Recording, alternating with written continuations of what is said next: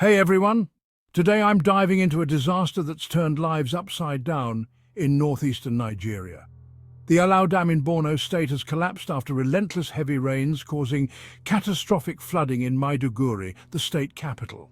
This is the worst flood the region has seen in the last 30 years, and the damage is extensive. Imagine waking up to find your home submerged underwater and wild animals, including dangerous reptiles, roaming free from their habitats.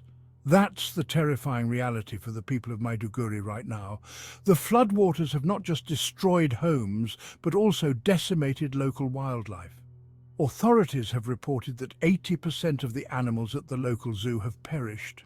Evacuation orders are in place and emergency teams are working around the clock to manage the situation.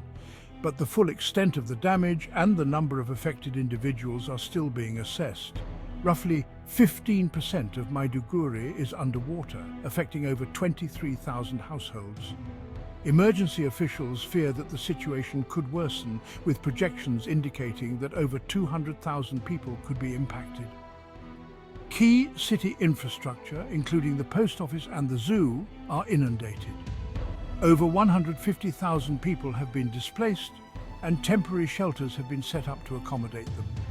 Schools have been closed for at least 2 weeks, adding to the disruption of daily life. This flood is not just a natural disaster, it's a humanitarian crisis layered on top of the ongoing conflict with Boko Haram in the region. Climate change is being highlighted as a significant factor contributing to the disaster. Both Nigeria's Vice President and President have responded to the situation, emphasizing the urgent need for relief and support.